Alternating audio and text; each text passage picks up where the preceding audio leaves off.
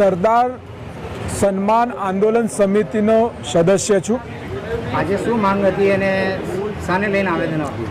સીધી બાબત છે, અગાઉ પણ સરકાર અને સરકારના એક મંત્રી અને આ પ્રદેશ ભાજપના પ્રમુખ હતા જીતુભાઈ વાઘાણી, એ કરમસદની ભૂમિ પર આવી અને હાકલ કરી ગયા હતા કે અમે કરમસદને રાષ્ટ્રીય દરજ્જો આપીશું।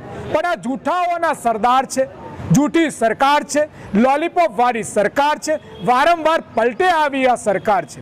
એ વાતને નેવે મૂકીને પોતાની જબાનની કોઈ કિંમત ના હોય એવી રીતે આ મહાનગરપાલિકાનું એલાન કરી દીધું।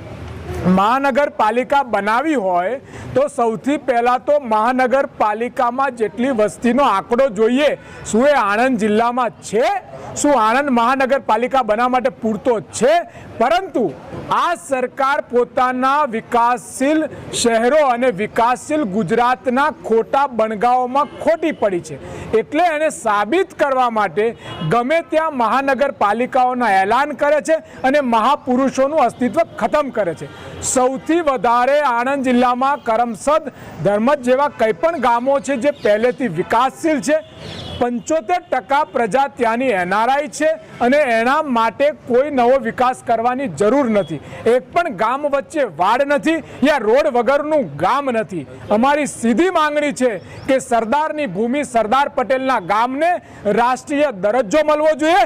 સરદારના નામે વોટ બટોરે છે, પણ સરદારને જ ભૂસવાનું આ કામ કરતી સરકાર જો આ નહીં કરે તો આવનારા દિવસોમાં સરદાર પટેલ આંદોલન સમિતિ દ્વારા સમગ્ર ગુજરાતમાં આંદોલન ચલાવવામાં આવશે।